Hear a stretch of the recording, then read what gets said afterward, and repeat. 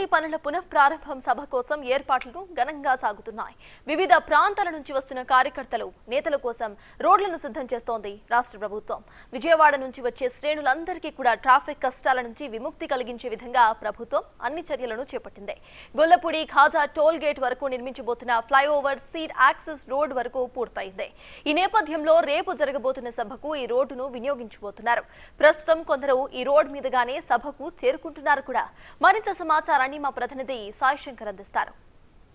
ప్రస్తుతం అమరావతిలో జరుగుతున్నటువంటి పునఃప్రారంభ సభకు సంబంధించినటువంటి ఏర్పాట్లు ఎంతో ఘనంగా జరుగుతున్నాయి. అయితే వీటిని ఎంతో అద్భుతంగా రూపుదిద్దుతున్నటువంటి పరిస్థితులు కూడా ఉన్నాయి. అయితే వీటన్నిటికీ ఒక రకంగా చెప్పాలంటే చాలా అద్భుతంగా దీనిని క్రియేట్ చేయాలనే విధంగా కూడా ప్రభుత్వం అయితే ఆలోచన చేస్తున్నటువంటి పరిస్థితులు ఉన్నాయి. కాకపోతే ఒక అపురూపమైనటువంటి దృశ్యం ఏంటంటే, ఇటు విజయవాడ గొల్లపూడి నుంచి కాజా టోల్ గేట్ వరకు నిర్మాణం చేపడుతున్నటువంటి ఫ్లైఓవర్ ఏదైతే ఉందో అది సీడెడ్ రోడ్డు, అమరావతిలో ఉన్నటువంటి సీడెడ్ రోడ్డు వరకు ప్రస్తుతం అయితే పూర్తయినటువంటి పరిస్థితులు ఉన్నాయి.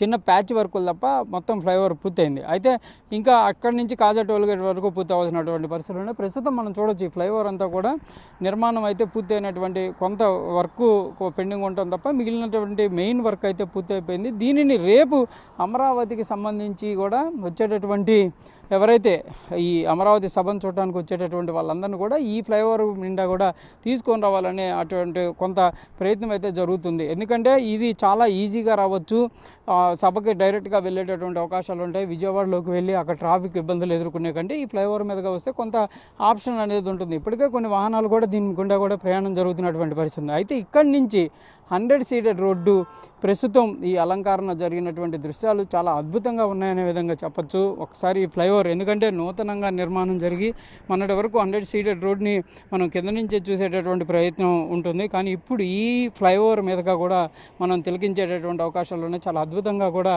చుట్టూ గ్రీనరీ అంటే రెండు వైపులా ఉన్నటువంటి పచ్చదనం, వాటితో పాటు ప్రస్తుతం ఈ కూటమికి సంబంధించినటువంటి జెండాలు చాలా కలర్ఫుల్గా ఈ రోడ్డుని అలంకరించినటువంటి పరిస్థితి ఉందనే విధంగా చెప్పచ్చు. ఒక అద్భుతమైనటువంటి దృశ్యం అనే విధంగా చెప్పచ్చు. ఇదంతా కూడా రోడ్డును కూడా చూస్తే ఎక్కడో ఫారంలో ఉండేటటువంటి పరిస్థితులకు సంబంధించి రోడ్లు ఎట్లా ఉంటాయో అంత చాలా అభివృద్ధి చెందినటువంటి నగరాల్లోకి సంబంధించినటువంటి రోడ్లులాగే ఈ రోడ్లు కూడా చాలా ముస్తాబవుతున్నటువంటి పరిస్థితి ఉంది. మొత్తంగా మాత్రం ఇదంతా కూడా రేపు జరిగేటటువంటి సభకు ఇవన్నీ కూడా చాలా కలర్గా ఉండేటటువంటి అవకాశాలు ఉన్నాయి. వచ్చినటువంటి వీక్షకులను కూడా ఆకట్టుకునేటటువంటి ప్రయత్నంగా ఇవన్నీ కూడా రూపుదిద్దుకుంటున్నటువంటి పరిస్థితులు అయితే కనిపిస్తున్నాయి.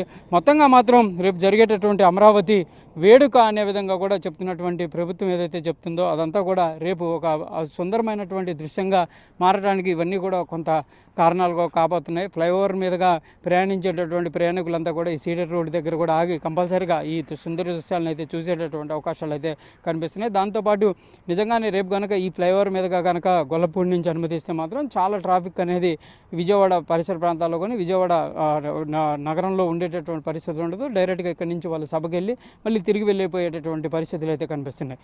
కెమెరామెన్ శివరామకృష్ణతో సాయి శంకర్, అమరావతి నుంచి.